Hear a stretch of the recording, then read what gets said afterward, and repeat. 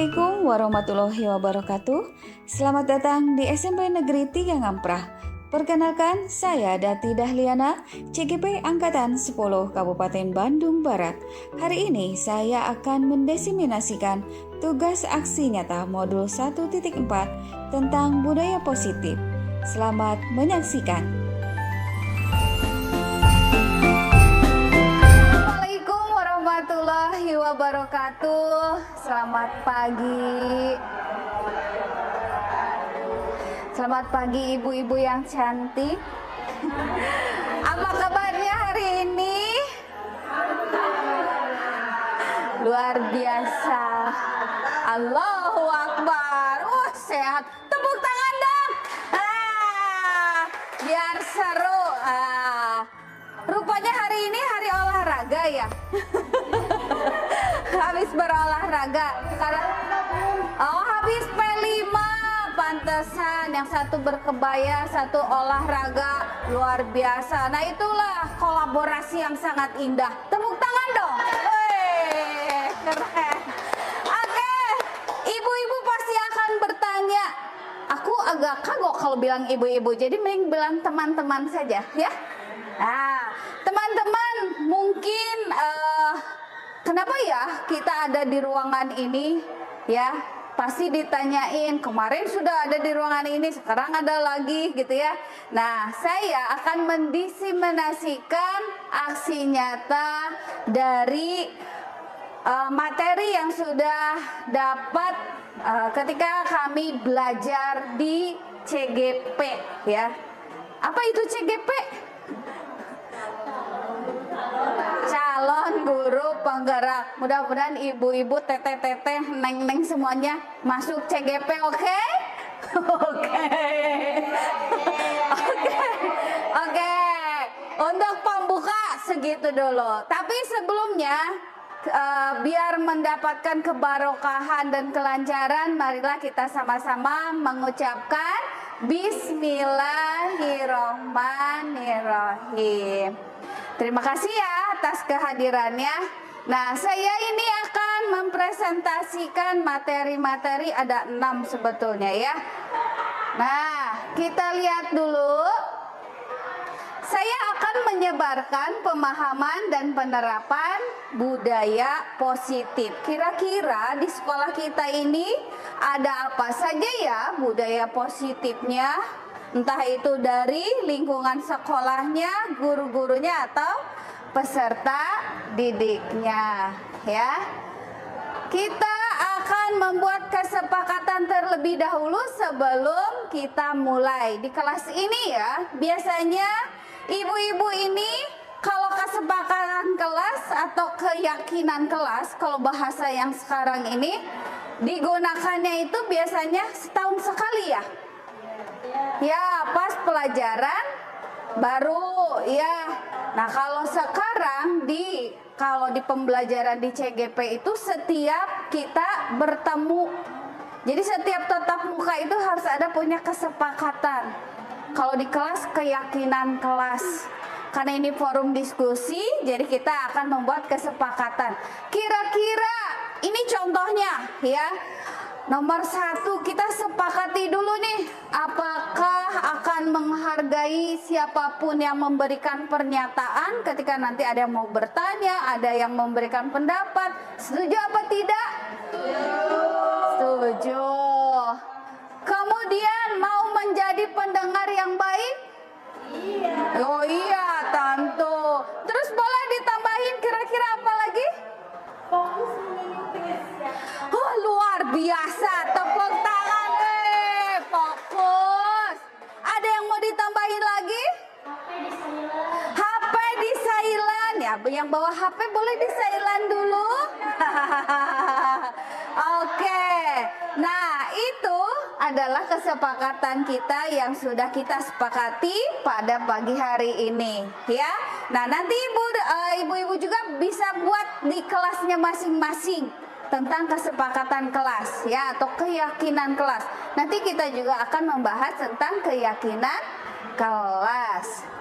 Kemudian, nah, saya akan mengajak ibu-ibu, teteh-teteh ini yang cantik ya, ada permainan kepal tangan ya. Coba dibuka, tapi harus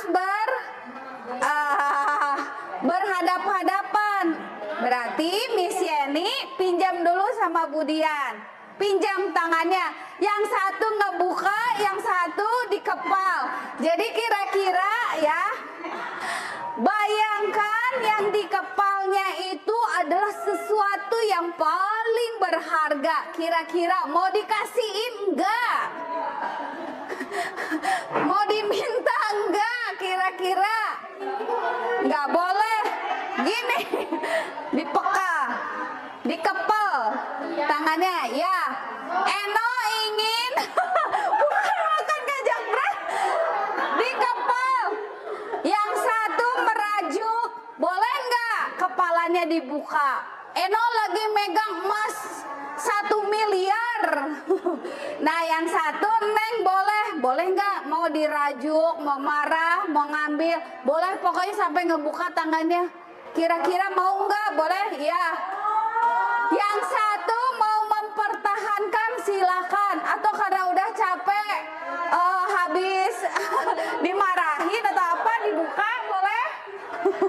Silakan, terserah. Mau gimana ya terserah. Iya. Misalkan Eno yang punya emas berlian. Nah. Ya, kepal. Ayo rebut. Bisa nggak direbut? Kira-kira apa isinya?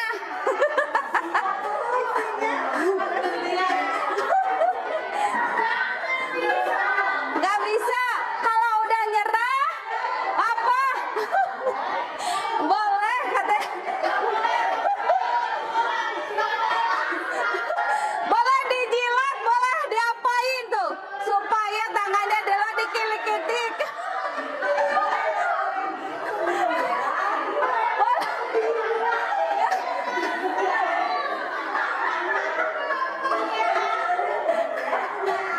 Punya aku, silakan pertahankan. Nah, boleh. Mau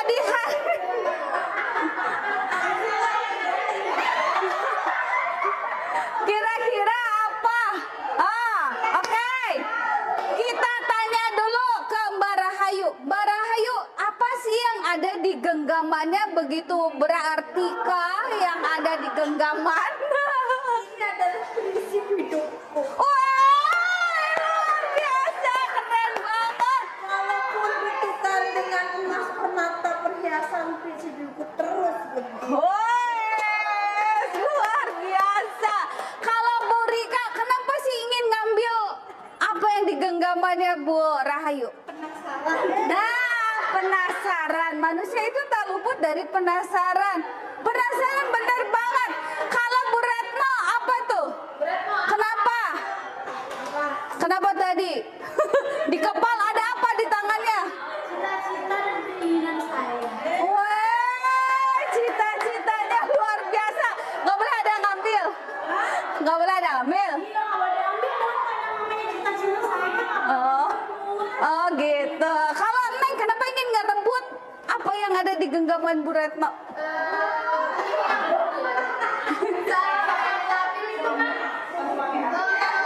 Ingin tahu gitu ya. Makanya saya sama kayak Bu Rika, penasaran. Penasaran ya, benar. Cita-citanya sama dengan saya. Oh gitu, boleh ngintip padahal nggak boleh juga ya. Nggak boleh. Nggak boleh ikut-ikutan. Betul, tepuk tangan dong ya. Luar biasa. Miss Yeni, kira-kira ini dari tadi rebutan apa yang seru banget sampai dorong-dorongan ini mah? Kenapa? Sampai dorong-dorongan ini mah? Ini aku mempertahankan harga diri aku. Luar biasa.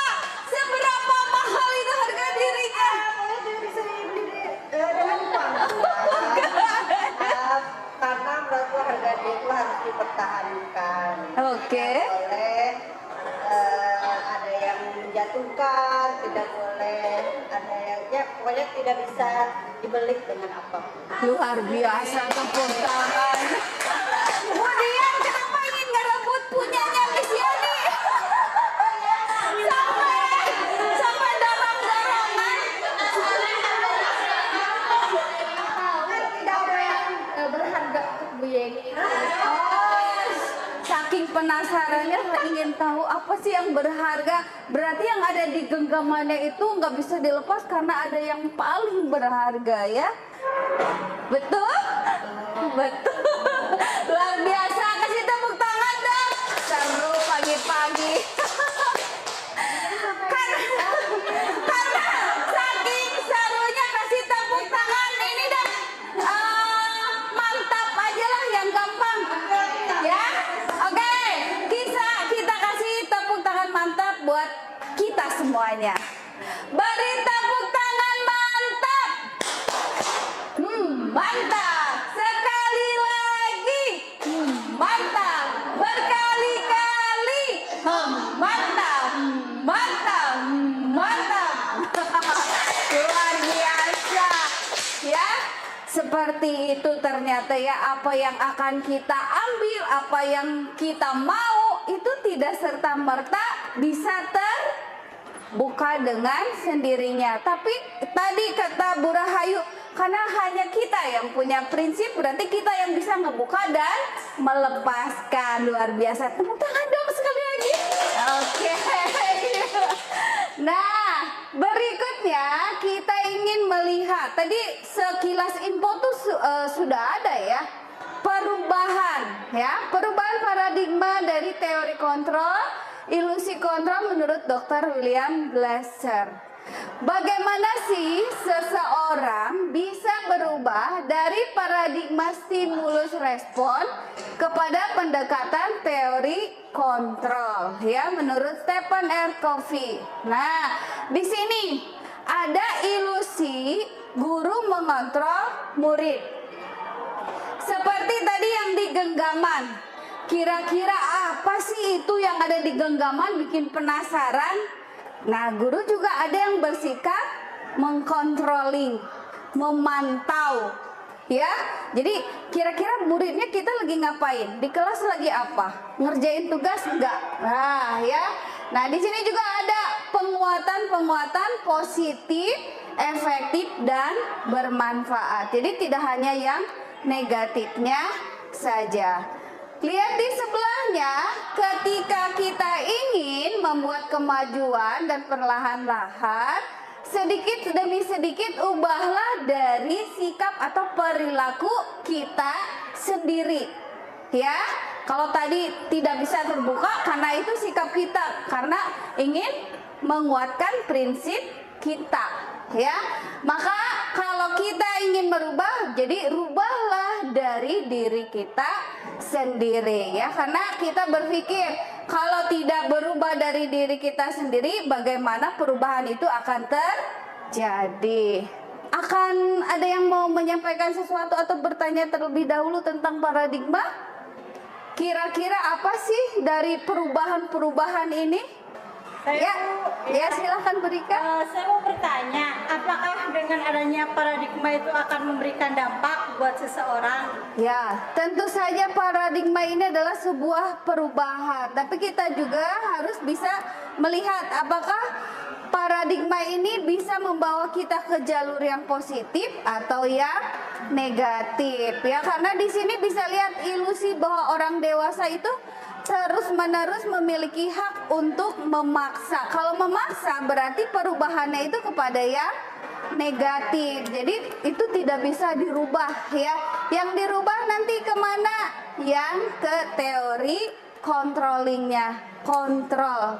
Ya, nah kalau yang kontrol kita bisa merubah apapun menjadi lebih positif. Jadi orang dewasa ini tidak serta-merta haknya itu hak murid misalkan ya dipaksa sedemikian rupa. Jadi ada dampaknya itu bisa berjangka panjang efeknya ya. Nah, bagaimana kita mempertahankan sesuatu seperti halnya yang tadi. Jadi paradigma kebutuhan ini pun harus kita upayakan sebaik mungkin, ya. Nah, seperti itu. Kemudian tadi dikaitkan dengan paradigma, ya, teori kontrol tadi. Nah, ini ada lagi pembelajaran dengan paradigma baru kalau sekarang musim dengan adanya profil pelajar Pancasila. Nah, ini pembelajaran yang sedang kita lakukan, ya. Anak-anak ini lagi musimnya pembelajaran berdiferensiasi. Kira-kira yang diferensiasi itu yang seperti apa ya? Diferensiasi. Mungkin ada yang tahu, mungkin oh iya betul. Tepuk tangan dong buat Bu Retno. Gaya belajarnya, ya. Nah, tentu saja kita memiliki peranan sebagai guru, ya, yang melihat kalau di setiap murid itu pasti ada pembawaannya yang berbeda-beda, gaya belajarnya, metodenya. Yang satu mah apa? Yang mendengarnya bagus, visualnya, audionya. Nah, ini pembelajaran berdiferensiasi, ya. Nah, ini sesuai dengan profil pelajar Pancasila yang ada berapa? 6 dimensi, ya, sudah terlihat. Nah, ini pembelajaran yang sudah berubah sekarang, ya. Dikaitkan dengan mengubah paradigma stimulus respon ke pendekatan teori kontrol. Kita lihat perbandingannya. Kalau yang di stimulus respon ada realitas kebutuhan kita sama. Tapi kalau di teori kontrol tentang dunia itu realitas kita berbeda. Seperti halnya yang tadi, ya, prinsip yang berbeda, ya. Kita mencoba mengubah orang agar berpandangan sama dengan kita. Tapi yang di teori kontrol itu tidak sama. Jadi berubah, ya. Tidak semua mungkin sama. Nah, begitu. Jadi yang satu sama, yang satu berubah. Nah, di sini kita juga akan melihat berapa sih atau apa sih konsep inti budaya positif kita yang dilakukan di sekolah, ya. Nah, apakah sudah diterapkan budaya positif ini? Nah, seorang guru yang baik harus memiliki kemampuan dalam mewujudkan budaya positif di sekolah. Nah, budaya positif ini dapat dijalankan dengan menerapkan ada beberapa konsep inti, ya. Tadi kita di awal sudah melihat perubahan paradigma belajar dengan adanya teori-teori, ya. Kemudian adanya disiplin positif. Berikutnya motivasi perilaku manusia. Yang keempat ada kebutuhan dasar. Kemudian yang kelima ada segitiga restitusi. Yang keenam keyakinan kelas. Dan yang terakhir ada posisi kontrol restitusi. Nah, kita ingin melihat seperti apa sih? Nah, ini dia. Disiplin. Kalau misalkan disiplin yang ibu ketahui itu seperti apa sih kira-kira? Saya harus disiplin, anak-anak harus disiplin. Kalau ibu datang ke sekolah itu kira-kira atas dasar disiplin takut dihukum atau apa alasannya? Kira-kira apa ya? Kebanyakan takut dihukum. Kebanyakan takut dihukum. Kebanyakan takut terlambat sekolah, ya. Berarti itu masih dari sifat yang ekstrinsik, belum dari datang dari dalam. Jadi intrinsik. Apakah belum sadar? Nah, berarti kita harus menumbuhkan kesadaran kita dari dalam. Jadi kalau misalkan disiplin, karena sudah tugas dan tanggung jawab kita sebagai seorang pendidik, pengajar yang memberikan motivasi. Jadi kalau anaknya terlambat kesiangan dihukum, nah berarti disiplinnya apa itu? Disiplin penghukum, ya. Karena identik disiplin itu dengan hukuman. Padahal bukan seperti itu ya, disiplin itu seperti yang menakutkan, padahal tidak seperti itu. Kita lihat, disiplin dapat membuat seseorang menggali potensi menuju kepada sebuah tujuan. Nah, ini adalah tujuan. Disiplin itu kita punya tujuan yang harus dihargai dan bermakna. Dan disiplin ini juga mempelajari bagaimana cara kita mengontrol diri dan bagaimana menguasai diri untuk memilih tindakan yang mengacu pada hal-hal yang kita hargai, ya. Nah, di sini juga akan muncul motivasi. Kalau tadi karena takut terlambat datang nanti dihukum. Alasannya dihukum. Jadi sadis ya, dihukum terus. Nanti ada tuh contohnya. Dihukum karena apa? Datang terlambat, tidak pakai atribut sekolah ketika upacara di depan. Nah, itu identik hukumannya seperti itu karena tidak disiplin. Tapi apakah itu benar? Kita lihat nanti jawabannya ya. Berikutnya kita lihat dulu disiplin positif ya. Dengan kata lain, seseorang yang memiliki disiplin berarti mereka yang bertanggung jawab terhadap apa yang dilakukan, karena mereka mendasarkan tindakan mereka pada nilai-nilai kebajikan universal. Kira-kira nilai kebajikan universal itu yang seperti apa ya? Nilai-nilai kebajikan universal itu apa? Oh, yang disepakati bersama. Kira-kira apa lagi di situ? Apa, Rama? Iya, umum, universal. Iya. Kalau sekarang nilai kebajikan universal tuh lari ke ya bertanggung jawab, bisa ke profil pelajar Pancasila. Jadi dibatasi ke yang 6 dimensi tadi ya. Nah, maknanya dalam budaya kita, makna kata disiplin dimaknai menjadi sesuatu yang dilakukan seseorang pada orang lain untuk mendapatkan kepatuhan. Jadi kalau disiplin itu harus patuh gitu ya.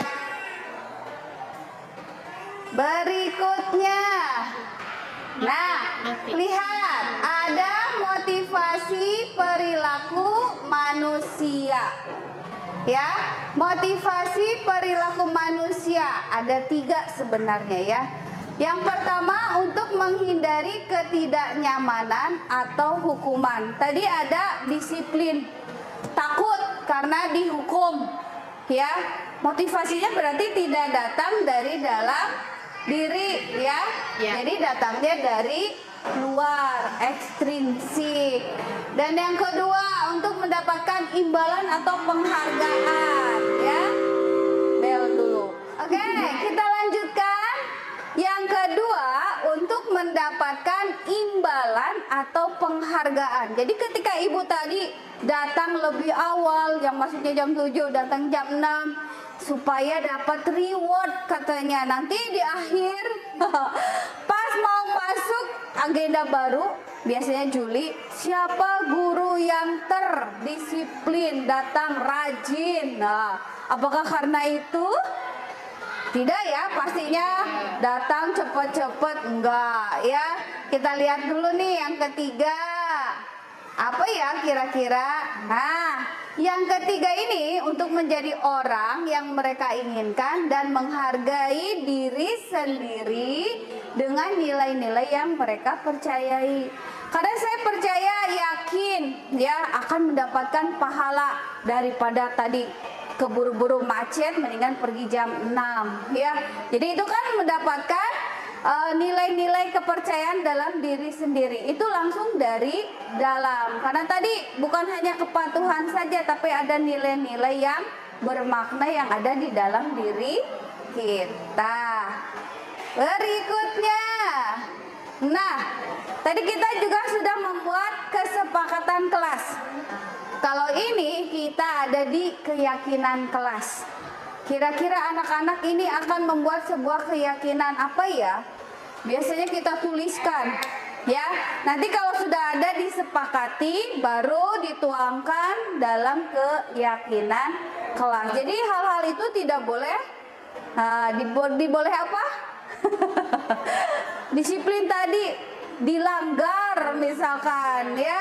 Nanti kita tahu apa sih perbedaannya daripada ini keyakinan kelas dengan peraturannya. Apakah yang paling mendasar, apakah yang paling susah, apakah yang paling detail itu ya, keyakinan kelas atau peraturan kelas. Nah itu. Kemudian, nah kalau untuk membentuk sebuah keyakinan kelas, nah di sini guru ini berperan untuk menunjukkan terbentuknya keyakinan, ya, mengarahkan, menuntun, karena siswa ini dituntun oleh guru, ya, sesuai kodratnya. Jadi pembelajaran ini subjeknya adalah murid. Kalau kita mungkin dulu agak-agak lama juga ya, sebelum saya mempelajari ini juga, kita objeknya adalah murid, padahal subjeknya adalah murid. Kita hanya menuntun. Seperti kita ini adalah seorang petani yang sedang menanam benih-benihnya, menyemai benih-benihnya. Tanahnya ini adalah sekolah, ya. Bagaimana supaya hasilnya baik? Dikasih pupuk, disemai ya, si tanahnya diapain lah gitu ya, supaya gembur. Nah, kita sebagai seorang guru seperti bapak petani, mengarahkan anak-anak, menuntun. Ayo anak-anak, iya. Nah, anak-anak itu sebagai subjek, bukan sebagai objek. Pembentukan keyakinan kelas ini bersifat abstrak, ya, berupaya pernyataan universal dibuat dalam pernyataan positif.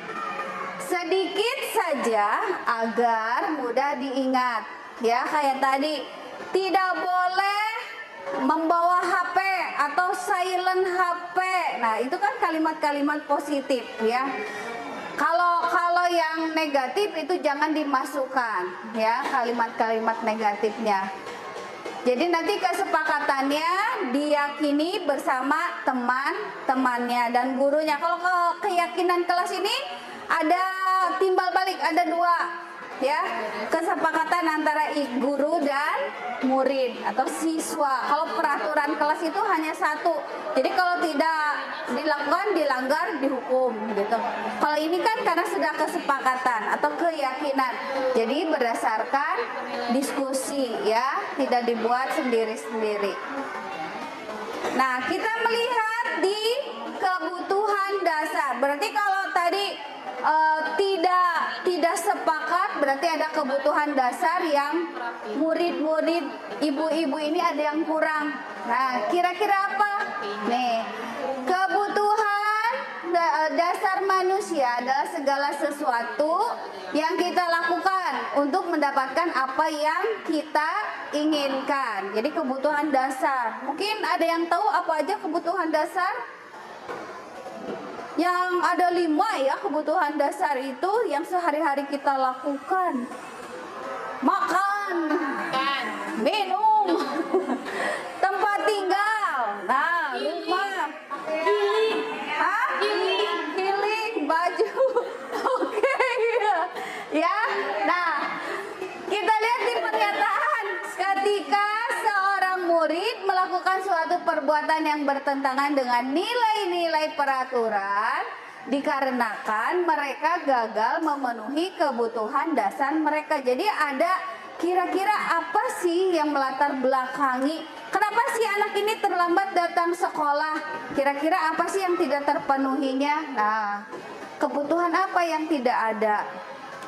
Nah, kita melihat ada 5 kebutuhan dasar manusia.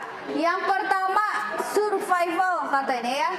Bertahan hidup, ada makan, ya, pakaian, tempat tinggal. Pokoknya kebutuhan kita hidup, ya. Yang kedua, cinta dan kasih sayang, love and belonging, ya. Rasa diterima, dipedulikan, berbagi kerjasama atau bagian dari kelompok. Dan yang ketiga, freedom, kebebasan, ya. Anak-anak harus mandiri, mau mencoba hal-hal yang baru, ada pilihan-pilihan. Yang keempat, fun, yaitu kesenangan. Anak-anak bisa bermain, ya, humor, tertawa. Nah, ada di situ. Kemudian yang terakhir ada power, kekuasaan. Nah, biasanya kekuasaan ini terdapat pada harga diri, inginnya menjadi orang yang sangat dihormati atau prestasinya diakui. Nah, kan beda sekali. Nah, ini adalah 5 kebutuhan dasar. Nah, jika di salah satunya tidak terpenuhi, maka akan terjadi kegagalan. Tapi kita sebagai seorang guru harus mengarahkan daripada apa sih yang kurang dari anak tersebut sehingga kegagalan itu tidak terus terjadi. Kemudian, nah di sini ada 5 posisi kontrol guru. Kira-kira ibu-ibu itu ada di posisi yang mana di antara 5 ini ya? Yang mana ada penghukum, pembuat merasa bersalah, sebagai teman, pemantau, atau manajer. Kira-kira yang sering dilakukan apa ya kira-kira? Coba Bu Neng, kira-kira jadi guru yang apa Bu Neng? Sepertinya kalau saya lebih ke manajer sih. Wes mantap, tepuk tangan deh. Iya. Luar biasa. Gimana tuh Bu Neng? Karena saya lebih mengarahkan anak itu ke hal yang mungkin lebih ke positif. Mengatur sih tidak mengatur sih ya Bunda, cuman lebih sebaiknya begini begitu. Oke. Nah, jangan begitu, sebaiknya begini. Kalau saya lebih gitu. Tapi kalau dalam sosialnya saya berteman juga dengan anak-anak, cuman lebih cenderungnya memanajer mereka gitu. Posisinya anak-anak kan mungkin ya kalau anak SMP atau kelas 7 itu ya masih seenaknya aja. Jadi saya lebih mengarah ke manajernya. Bu begini, ya boleh. Tapi sebaiknya begini loh, gitu. Enaknya begini loh, lebih seperti itu Bunda. Oke, kasih tepuk tangan dong. Berarti Bu Guru ini selalu memberikan solusi yang baik. Ya, Bu Rika kali atau Bu Rahayu ada di posisi yang mana mungkin? Apa ya kira-kira saya ini ya bebas-bebas saja mau jadi apa gitu. Memantau. Kira-kira apa sih, jadi penasaran memantau apa? Di sini kan dengan memantau kita bisa mengontrol anak-anak, aturannya udah jelas, udah dengan apa yang masih dalam acara sekolah dipantau ke depannya gitu, atau dipantau di dalam kelas atau di lingkungan sekolah. Iya, kayak CCTV ya, pemantau. Detektif. Miss Yeni kayaknya jadi apa, besti atau apa ini? Ada gambar, boleh ditunjukin mau gambar yang mana itu? Sebetulnya kalau aku kan mellow ya Bun ya. Oh, mellow. Percaya. Mellow ya. Kayaknya aku lebih teman, tapi bukan teman tapi mesra ya. Kayaknya teman tapi menikah. Maksudnya teman di sini mungkin teman, tapi ada juga batasan ketegasan. Karena kan kita sebagai guru ya, posisinya.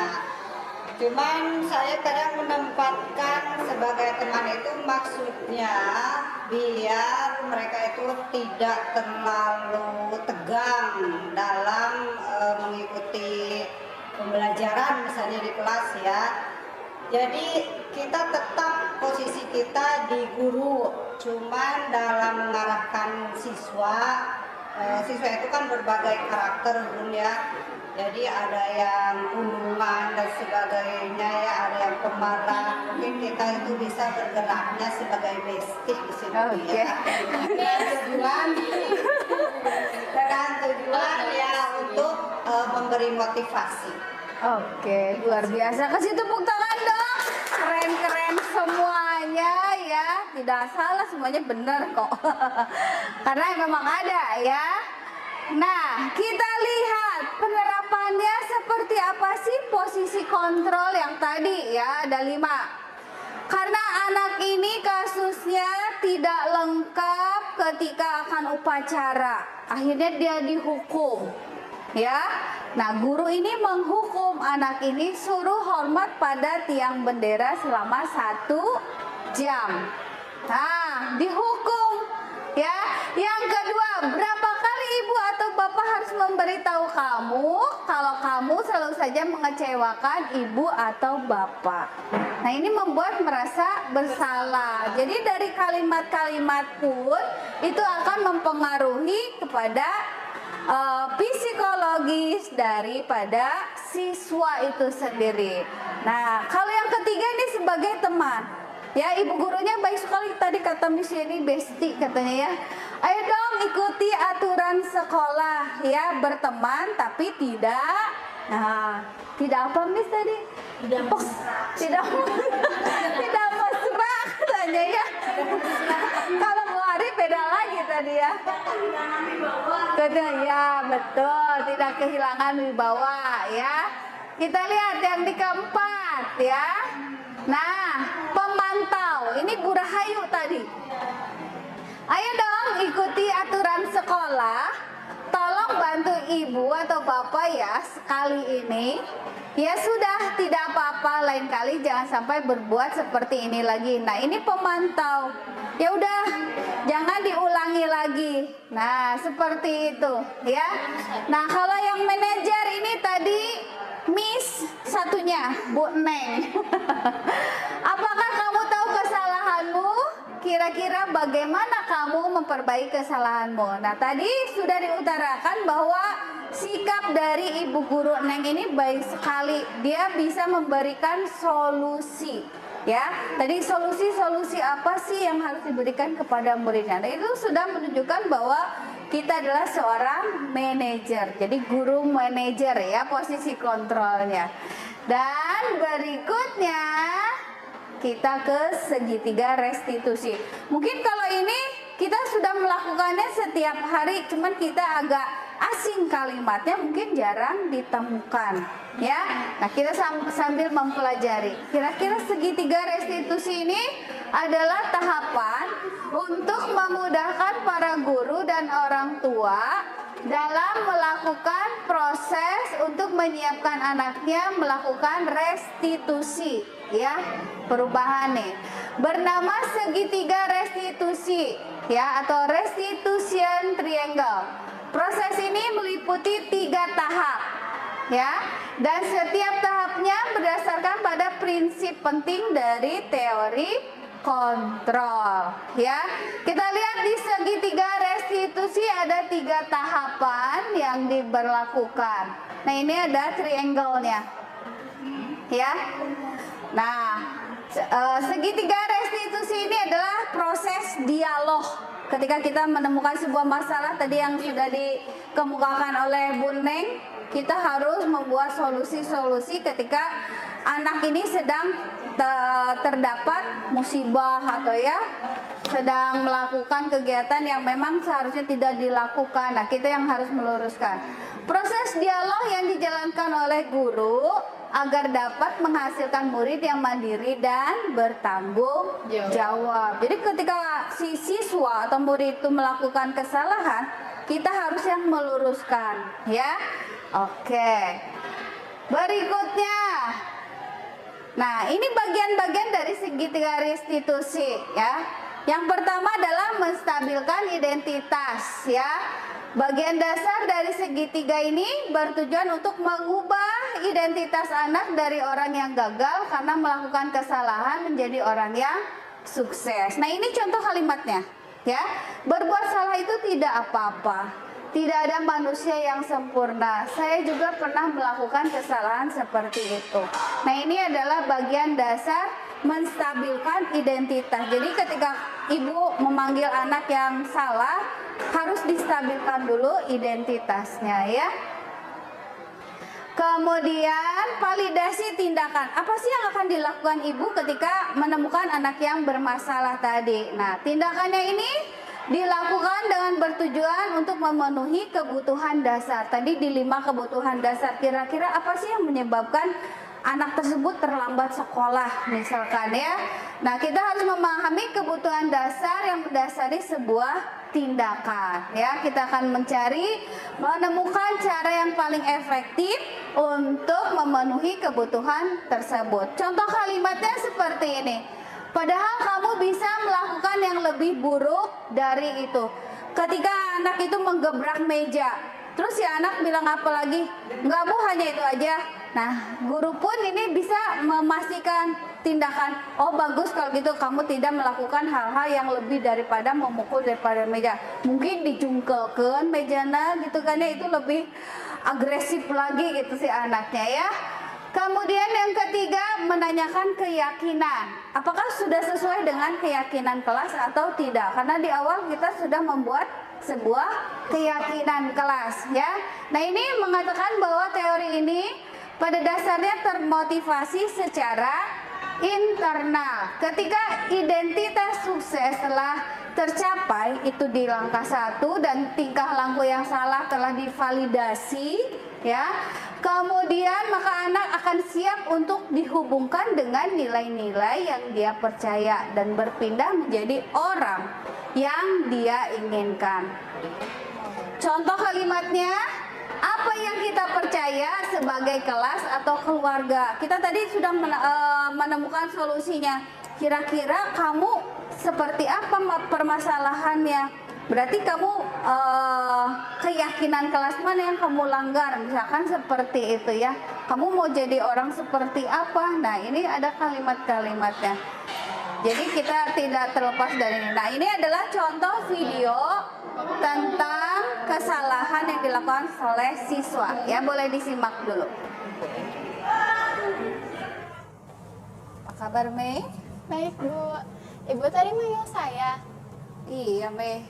Jadi gini, tadi Ibu dapat laporan dari guru piket. Katanya kamu sering datang terlambat ke sekolah ya? Iya Bu. Menurut kamu sudah berapa kali kamu datang terlambat, Mei?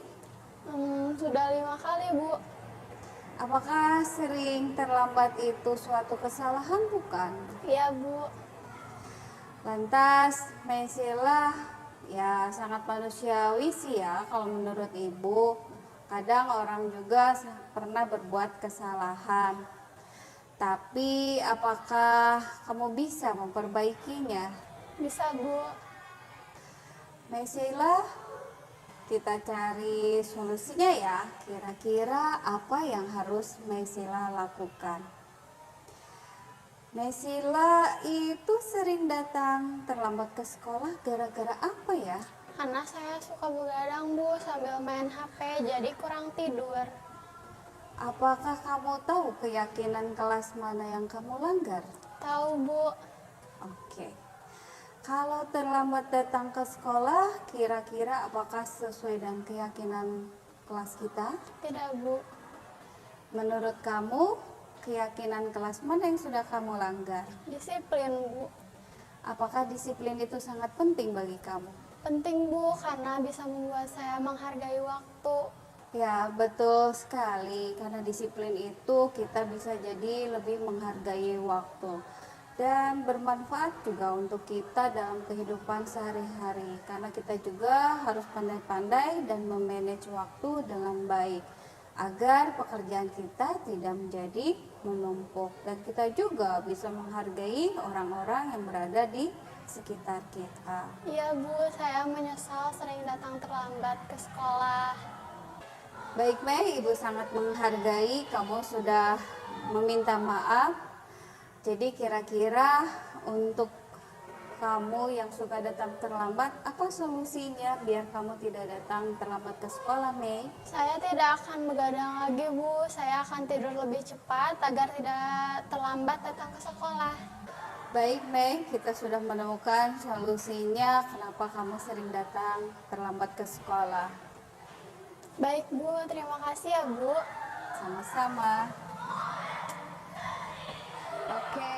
itu adalah contoh penerapan segitiga restitusi. Jadi dengan kalimat-kalimat yang positif ya. Nah, jadi dalam penerapan program disiplin positif, hendaknya guru memiliki standar kepribadian yang profesional dan sosial yang baik, di mana guru mampu merefleksikan dirinya dalam posisi kontrol saat ini.